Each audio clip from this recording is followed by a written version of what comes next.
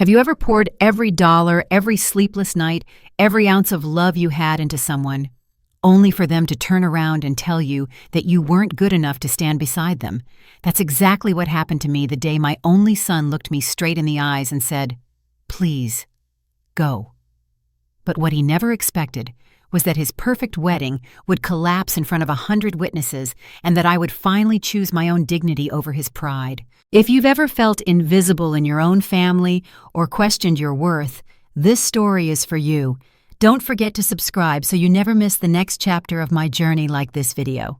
If you believe no one should be treated like a wallet, and share it with someone who needs the courage to say enough. Tell me in the comments, have you ever walked away from someone who couldn't respect you? Let's talk about it. I stood on the curb outside the Lancaster Grand Hotel in downtown Portland, my hands trembling around the edges of the ivory invitation I knew wasn't real. My heart thumped hard against my ribs, as if warning me to turn around before I humiliated myself. But I couldn't. Not after everything I'd done to make this day happen. I glanced up at the tall glass doors where uniformed valets held them open for guests who were dressed like royalty. It was a bright afternoon in late September, and the sun made the entrance glitter like something out of a movie premiere.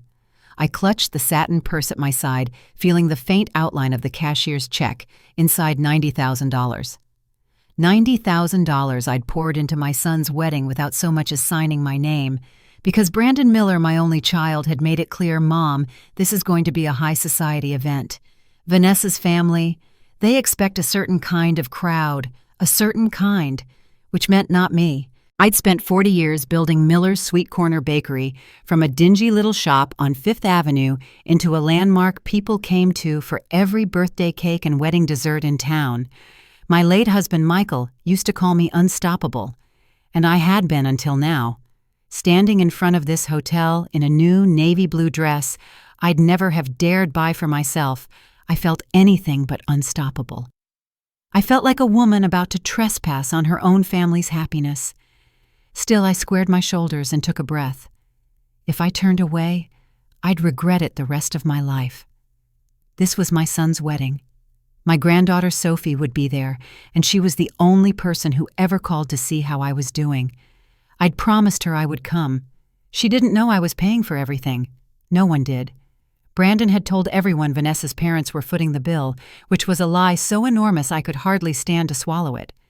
I stepped closer to the doors, my heels clicking against the marble. My reflection in the glass showed a woman trying too hard not to look scared. 65 silver hair, pinned up lipstick, a little too bright. I tightened my grip on the invitation, praying the hostess at the front desk wouldn't look too closely. Inside the lobby was bustling. Women in floor-length gowns with glittering earrings. Men in sleek suits I could never afford on my best day at the bakery. A pair of teenage servers pushed carts of crystal glasses and white linens toward the banquet hall.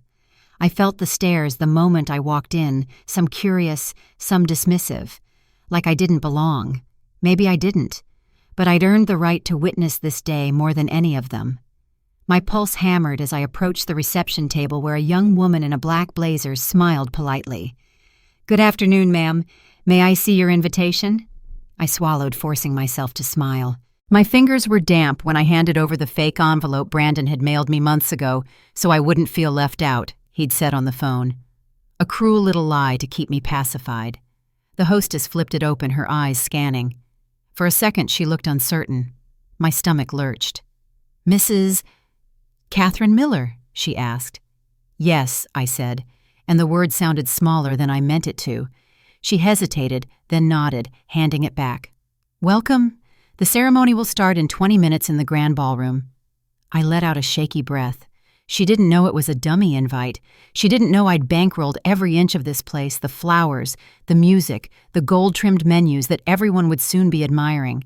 I thanked her and stepped aside to collect myself. My legs felt unsteady. My heart was thudding with something between shame and defiance. All around me, people were laughing and greeting each other like old friends. My gaze darted across the room, hoping I might spot Sophie. But she wasn't there yet. I thought of Brandon's voice on the phone last week, tight and impatient. "Mom, please don't make this about you. It's not the right crowd." The words scraped across my heart like broken glass. Not the right crowd. as if the woman who'd cleaned his scraped knees and made his birthday cakes was somehow too shabby to stand here. I straightened my back and drew a slow breath. Today, I would stand in this room. I would watch my only child say his vows, and if he wanted to pretend I was invisible, that was his burden to carry. I smoothed the front of my dress, squared my shoulders, and started walking toward the ballroom. I hadn't made it 10 steps into the ballroom before I felt it, that hush that sweeps over a crowd when someone unexpected walks in. It was as if every voice softened at once. I tried to keep my eyes straight ahead, pretending I didn't notice the sideways glances or the polite little smirks. Some of these people I recognized dimly from photos. Brandon had emailed me colleagues, clients, a parade of strangers who somehow mattered more to him than the woman who raised him. I told myself I could stand it. I told myself I was here for Sophie, for the memory of Michael, for the principle that no mother should be made to feel unwelcome at her own son's wedding. But my heart was pounding so loud it drowned out the music. Then I saw Brandon. He was standing near the far table with a group of men in tailored suits, laughing at something one of them said. The moment his eyes landed on me, his smile froze, his jaw clenched. I watched him excuse himself with a tight nod and start toward me, cutting across the polished floor, like he couldn't get there fast enough to stop whatever spectacle he imagined I'd cause.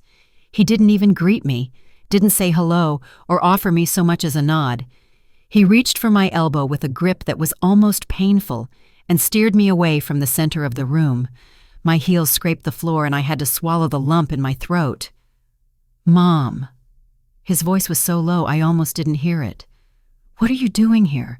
"I'm here to watch you get married," I said, trying to keep my voice from shaking. "That's what mothers do." He didn't look me in the eye. His gaze flicked around nervously, as if checking who might be watching. "I told you, this isn't the right setting for you." My chest tightened. "Brandon, I've spent my life—" He cut me off. Voice colder. "Don't do this. Not here." I felt the heat rising in my face. My hand tightened around my purse, around the envelope, with the check I'd written for $90,000, the check that had paid for these flowers, these linens, the damn string quartet that was still playing like nothing was wrong. "You're not on the guest list," he said, leaning closer so no one else could hear. His breath smelled faintly of mint, and something more bitter, maybe the shame he was trying so hard to swallow. "I told you this was going to be a high-profile event. Vanessa's parents have a lot of important people here. I can't— Have you walking around like this?" "Like what I demanded," my voice cracking. "Like your mother." He exhaled through his nose, exasperated. "You don't understand. These people, I don't care about these people." I straightened my shoulders, feeling something in me harden. "I care about you. About your marriage. I care about being here because I love you." His eyes flicked to the floor. He couldn't even meet my gaze. "You're going to embarrass me," he whispered. "I'm asking you to leave before you do." For a heartbeat, the whole room seemed to tilt. My ears rang. Embarrass him. After all I'd done. After every night I stayed up baking cakes to pay his tuition, after every time I swallowed my pride when he called me old-fashioned, after every sacrifice I'd made so he could stand here in this hotel he pretended he could afford. I looked at his face, at the pinched expression, the desperate little line between his eyebrows, and I felt something snap. Maybe it was the last thread of hope I'd held on to. I swallowed. "Brandon, I didn't come here to embarrass you," I said quietly. My voice sounded steady, even though inside I felt like I was breaking in half. "I came because I thought he didn't let me finish." His hand tightened on my arm. "Mom, please, go." I closed my eyes. I could feel the stares pressing into me like cold fingers. Everyone watching, everyone wondering why the groom was whispering so urgently to the woman in the off-the-rack dress. I thought of Sophie, of how she'd smile if she saw me, how she'd hug me without caring who judged us. My fingers brushed the envelope in my purse. $90,000, and he couldn't stand to let me stay. I opened my eyes and looked at my son, really looked, and in that moment I understood he wasn't ashamed of me because of my clothes or my bakery or my age. He was ashamed because he had never learned how to be grateful. I pulled my arm free. My heart was thudding so hard it hurt. "If that's what you want," I said, my voice low, "I'll go." He nodded once as if relieved, as if he'd solved a problem instead of making one he'd regret for the rest of his life.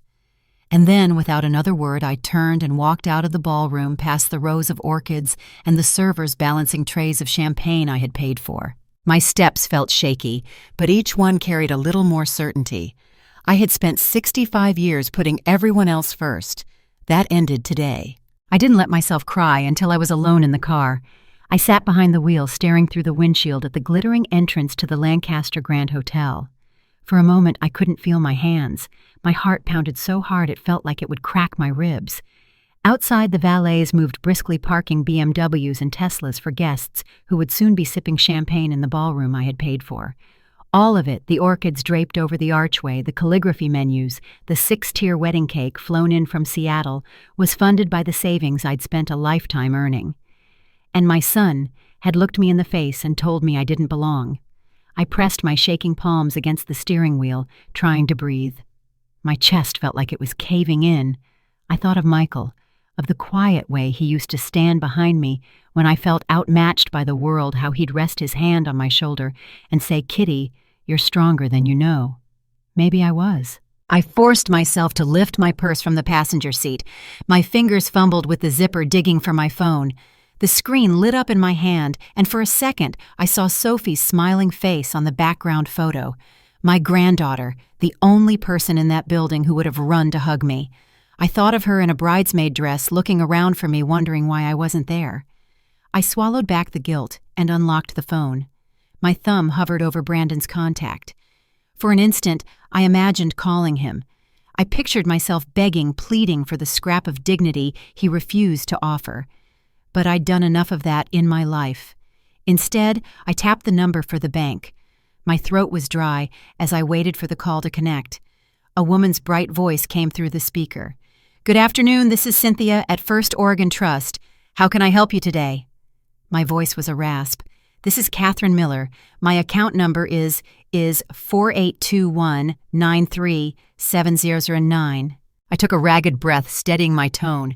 "I want to place an immediate stop on all scheduled payments associated with the Miller-Hayes wedding. Every transaction. Effective now." There was a pause, then the clatter of a keyboard. "All right, Mrs. Miller. I see several pending disbursements: venue, rental catering, floral arrangements, live music, photography, hotel accommodations. Are you requesting to cancel everything?" I pressed my free hand to my forehead. My skin felt feverish. I closed my eyes, and in the darkness behind my eyelids, I saw Brandon's face tight with irritation. "Mom, please, go." "Yes," I whispered. "Cancel it all." Cynthia cleared her throat. "I'm obligated to inform you there may be contractual penalties for cancellations within 24 hours. Some vendors may pursue reimbursement." "I understand," I said. My voice was calm now. So calm it scared me. "I don't care about the penalties." "Understood. I'll initiate the cancellation process immediately. You'll receive confirmation emails within the hour." "Thank you," I said, and before I could second-guess myself, I ended the call. My hand dropped into my lap. The phone felt heavy, like a stone I couldn't set down. For a moment, I just sat there, breathing in the hush of the car. My heartbeat was slowing, the pain in my chest easing by degrees. I'd always wondered if there would be a limit, a point when my love for my son would run up against the brick wall of his pride. Today, I found it. When I finally looked up, the valet was eyeing me curiously, probably wondering why the woman in the blue dress hadn't driven away. I turned the key in the ignition. The engine rumbled to life. I didn't look back at the hotel as I pulled out of the lot. I refused to give that building another second of my attention. At the first red light, my phone buzzed. A text from Brandon. "Where did you go? Did you leave already?" I stared at the message, a bitter laugh bubbling up in my throat. Now he wanted to know where I was, now that he was safe from my presence. I set the phone face down on the console. At the next light, it buzzed again. Another message. "Mom, you left something here." I almost answered. Almost.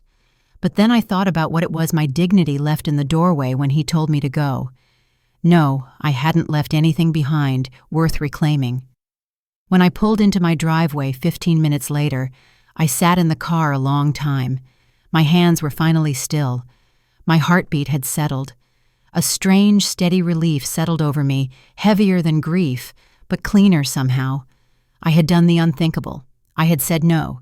I closed my eyes and let the quiet wrap around me. For the first time in years, I knew this truth: I didn't need to buy my son's love. I didn't need to prove myself to anyone in that ballroom. I'd given enough. And as the porch light flickered on, I whispered to the empty car, "That's enough." When I walked into my kitchen that evening, the house was so quiet, it felt like another universe. I set my purse on the counter, feeling the last of my adrenaline drain away. My phone kept buzzing and my hand calls from Brandon, one after the other, relentless. I didn't answer. I knew exactly what was happening back at the hotel, and for once I wasn't going to apologize. Across town, inside that ballroom I'd paid for, the cracks were spreading faster than Brandon could patch them. I imagined it with perfect clarity. The maitre d' clearing his throat, trying to keep his voice low as he approached the head table. "Sir, I'm terribly sorry, but your payment authorization has been declined. Could we step aside to discuss this?" Brandon's face going pale, then flushed red. Vanessa's parents exchanging looks of disbelief. Guests pausing mid-conversation as the music sputtered to a halt. In the middle of the confusion, the quartet stopped playing, just stopped, and the silence rang louder than any melody. The servers froze trays of hors d'oeuvres, still balanced on their palms.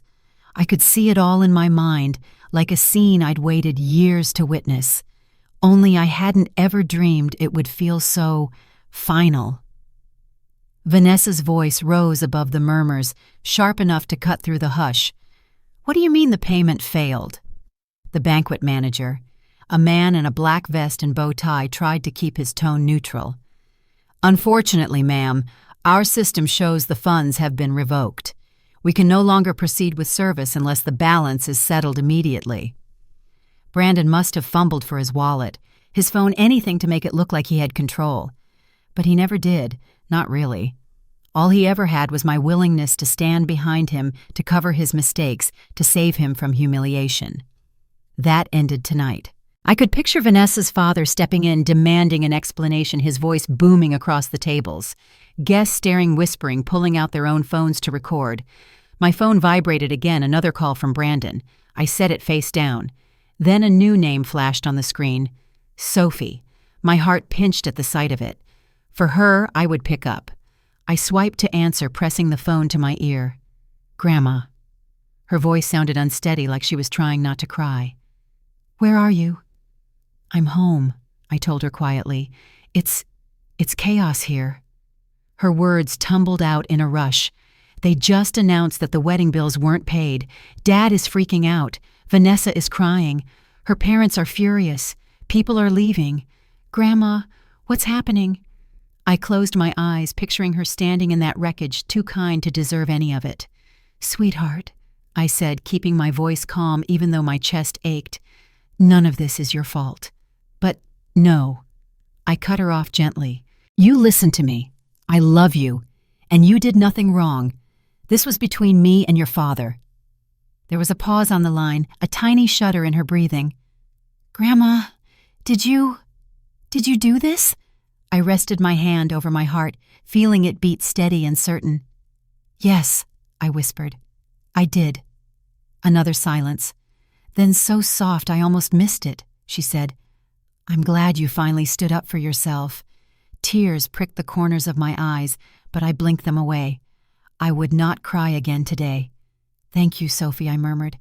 Through the receiver, I heard Brandon's voice in the background, rising, panicked. "Sophie, who are you talking to? Is that my mother? Give me the phone." I heard the rustle of movement, the scuff of shoes on marble. Sophie's voice came back firmer this time. "I have to go. I love you, Grandma." "I love you too," I said, my throat tight. She hung up. For a long moment, I sat at the kitchen table, the phone resting on the wood. The quiet pressed in on me, but it didn't feel empty. It felt clean, like a door had finally closed and I didn't have to hold it open anymore. The phone buzzed again, and I knew without looking it was Brandon. He would be calling to rage, to accuse, to demand explanations he'd never be ready to hear. I didn't pick up. Instead, I folded my hands together and let the hush of the house settle over me. For the first time in my life, I was not going to fix what he had broken. I was not going to step in and make everything neat and respectable again. This time he would have to stand in the ruins by himself. By sunrise, I had already been awake for hours. I'd sat at my kitchen table in the dark, going over the same thoughts in my head until they felt scalded into me. I kept thinking of Sophie's small voice on the phone, telling me she was glad I'd stood up for myself. The words were still there like a tiny anchor holding me steady when the rest of me felt raw. I was sorting through old receipts trying to decide what needed keeping when I heard the first hard bang at my front door. I didn't flinch. A second bang followed louder, then the handle rattled so violently it made the pane of glass shiver. I knew who it was before he started shouting, "Mom, open this door." Brandon's voice was hoarse, ragged with fury. "Open up right now." I didn't hurry. I set the last stack of papers in a neat pile, folded my hands, and took a breath that felt deeper than any I'd drawn in years. When I finally unlocked the door, I opened it only halfway. He stood there still wearing his suit from the night before, the collar limp and creased. His eyes were bloodshot. For the first time, I thought he looked small. "You lost your mind," he hissed. "Do you have any idea what you've done?" I looked him in the eye. "I know exactly what I did." He shoved the door wide and stepped past me like he owned the place. He smelled of stale cologne and something sour. Panic, maybe. "My wedding was ruined," he spat, spinning to face me. "Vanessa's parents think I'm a liar. Half the guests left before dinner. The hotel manager threatened to call the police."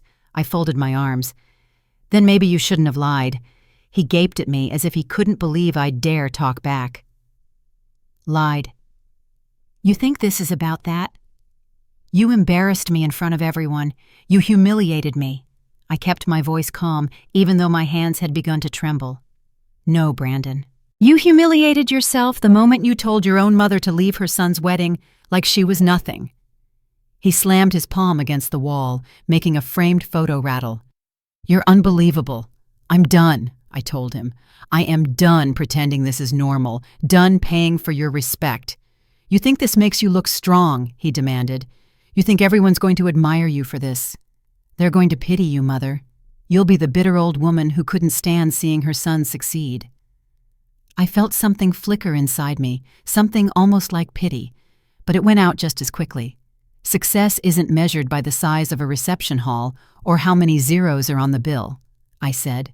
Success is knowing who you are and treating people with decency. You failed that test. He shoved his hand through his hair. His voice broke. "You don't understand. You've never understood. I worked so hard for this, to look respectable. To prove I'm more than my son." I finished for him quietly. His face crumpled for a second like he was going to let the truth slip out.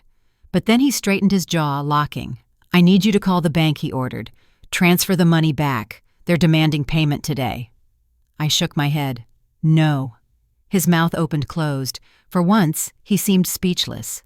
"No," he repeated, his voice rising. "No. You think you get to decide that I already have," I said. His hands balled into fists at his sides. "I will sue you. You can't just take that money away." I met his gaze and held it steady and unflinching. "Watch me." He stared at me like he didn't recognize me. Maybe he didn't. Maybe he'd only ever seen the woman who picked up his messes, the woman who wrote checks with a shaky hand so he wouldn't have to feel small. His chest heaved. "You're doing this out of spite. You wanted to ruin my wedding." "No," I said, my voice level. "I wanted you to remember that respect is earned, not bought." He laughed a short, ugly sound. "God, you're pathetic." I didn't flinch. "And you're ungrateful." We stood there locked in a silence so heavy it felt like the walls might crack. Finally, he shook his head. "You're going to regret this. When you're alone and you need help, don't call me." "I won't," I said simply. His eyes flashed as if he'd hoped I would beg. When I didn't, he turned on his heel. As he reached the door, he paused, his shoulders tense. "You're nothing to me now," he threw over his shoulder. I watched him walk out. The door slammed so hard it rattled the china in my cabinet. For a moment I waited to feel regret, to feel guilt or sorrow, but all I felt was a clean, bright relief. I walked to the window and watched his car pull away, and for the first time in 65 years, I knew I was finally free. He was halfway down the walk when I called after him, my voice clear and steady. "Brandon." He stopped, but didn't turn. For a second, I saw his shoulders rise and fall, as if he was debating whether to ignore me. Then he spun around, anger crackling off him like static. What he snapped. I didn't let him see that my hands were trembling. I walked to the kitchen table, pulled out a manila folder I'd prepared the night before, and laid it flat on the surface. The flap was unsealed, the documents inside lined up in perfect order. "If you're going to threaten to sue me, I said you should know where the money has gone." He stalked back inside his shoes, leaving wet streaks across my floor. His face was pale lips pressed tight. "Don't play games," he barked. "You're going to wire it back. Today." "No." I flipped the folder open. His eyes fell to the first page, a notarized transfer of funds. He frowned, reading the lines with a squint, as though he couldn't believe what he was seeing. "I moved the money," I said, my voice low but unshaken. "Every cent of it. Moved it where to a trust account." His jaw worked. "A trust? For who?" "For Sophie," I said evenly. His head jerked up. I saw the moment the words hit him like a slap. "You're kidding me." "No," I told him. "She's 20 years old. She has her whole life ahead of her. That money will pay for her tuition, her housing, her books, everything she needs to be independent." His mouth hung open. "You can't do that. You don't have the right." I met his gaze without blinking. "I've earned the right 100 times over." He shoved the papers aside, scattering them across the table. "This is theft. You're stealing from me." "No." My voice cut through his outrage like a blade. "I gave you everything I could. My time, my love, my money. And yesterday you told me to my face that I wasn't good enough to stand beside you on your wedding day." His face reddened. "That has nothing to do with this. It has everything to do with this." I placed my palms flat on the table, leaning closer. "I have spent my entire adult life making sure you never went without. But you know what I finally learned last night? Respect is not something I can buy you, and it sure as hell isn't something I can buy for myself." His voice cracked. "I will take you to court. I swear it." "You do that," I said softly. "But you'll be suing your own mother for choosing to invest in her granddaughter's future instead of funding a lie." He stared at me like he'd never seen me before. For the first time I wondered if maybe he hadn't. Maybe he'd only ever seen what he needed: a soft place to land, a bank account that never said no. "You're pathetic," he spat. "You think anyone's going to see you as some kind of hero for this? You're going to die alone." I didn't flinch. "Better alone than ashamed," I said. His breath came fast, ragged with fury. "You've ruined everything." "No," I said, my voice quiet but ironclad. "I finally fixed something." He turned in a jerky motion, his hand knocking the papers to the floor. They fluttered around my feet like pieces of a life I was done picking up after him. At the door he hesitated. For a second I thought he might look back, might try to say something that wasn't soaked in rage. But he didn't. He yanked the door open and stomped out into the gray morning. I bent slowly to gather the papers he'd scattered. My hands were steady now. Each page I picked up felt like proof that I'd finally chosen the life I wanted instead of the one he expected. When I set the documents in a fresh folder, I thought about Sophie. I pictured her the way she looked at 5, sitting on my kitchen counter, licking frosting off a spoon. The way she'd smiled last night through the chaos and told me she was glad I'd stood up for myself. I whispered her name like a promise. No more pretending, no more buying acceptance, no more giving everything and being left with nothing. I pressed my palm over the folder. "I have the right," I said aloud to the empty room. "I have the right to say no." And for the first time, I believed it. The second the door slammed behind Brandon, the whole house fell into a silence so thick it almost hummed. For a long moment, I didn't move. I just stood there, among the papers he'd scattered, listening to the muffled sound of his car engine revving, then fading down the street. And then, like the air had shifted, I exhaled. The breath came out shaky, but it felt clean, like something I'd been holding in for decades had finally let go. I looked around my kitchen. A photo frame lay face down where he'd knocked it off the wall. One of my mugs lay in pieces by the trash can. He'd smashed it in a tantrum I refused to clean up. I walked over, picked up the frame, and set it gently back on the counter.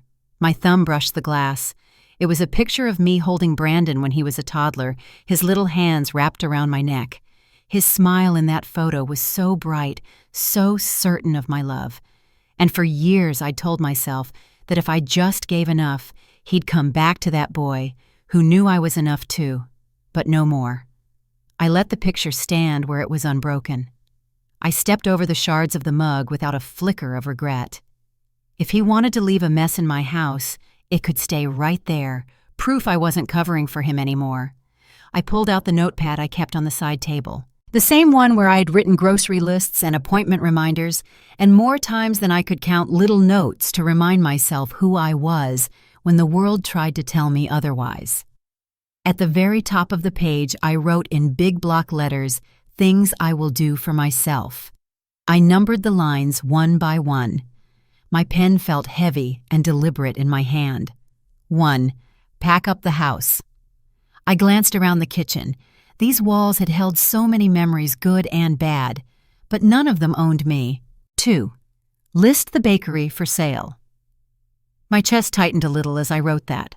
The bakery had been my lifeline after Michael died, but I knew in my bones it was time to let go, time to let someone else fill those ovens with new beginnings.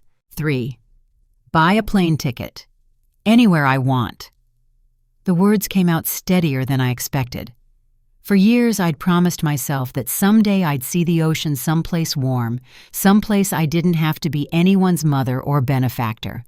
I was done waiting. I set the pen down and read the list over again. 3 simple lines, 3 decisions that felt bigger than anything I'd ever dared before. Outside, a gust of wind rattled the porch railings. The house creaked like it was exhaling, too. I sank into the kitchen chair, my knees suddenly weak. My heart was beating fast, but not from fear. For once, it felt like anticipation. I pressed my palm flat on the notepad, as if to seal the promises in ink and blood. 65 years old, I thought, and finally free. The phone on the counter buzzed again. I didn't look. I knew it was Brandon. Maybe he'd keep calling, or maybe he'd finally realize he'd said all he could say. Either way, I wasn't going to pick it up. Instead, I stood and walked to the window. The street outside was empty. The trees were shedding the last of their leaves in the early autumn wind. For the first time, I didn't feel like I was watching life pass me by. I felt like I was stepping out to meet it. In that quiet, I let a smile break across my face. A small one, a little unsteady, but it was real. I whispered into the empty kitchen, "I don't owe anyone an apology." I left the list on the table, right where I knew I'd see it first thing tomorrow. As the last light of evening slid across the floor, I felt something I hadn't in years possibility. I was done being the woman who paid for everyone else's happiness, done begging to be included in the life I'd built from nothing. This time, I was building something for me, and I knew with a fierce certainty that made my throat ache I wouldn't look back. I spent most of my life believing that love meant never saying no, that being a good mother meant giving and giving until there was nothing left for myself. But standing there, while my son told me I wasn't worthy of a seat at his wedding, taught me something I should have learned decades ago. Respect is not a gift you can buy, no matter how many checks you write or how much pride you swallow. When I finally said enough, it felt like taking my first real breath in years. I learned that it's never too late to choose yourself, to stop carrying the burden of other people's expectations. Whether you're 30 or 80, your worth isn't measured by how much you sacrifice or how quietly you endure. You deserve to be treated with dignity. You deserve a life that feels like your own, not a constant compromise. If my story resonates with you, please subscribe to this channel for more stories about finding strength after heartbreak. Leave a comment below and share your own experiences. Have you ever had to walk away to protect your self-respect? Let's create a community where no one feels alone in their courage.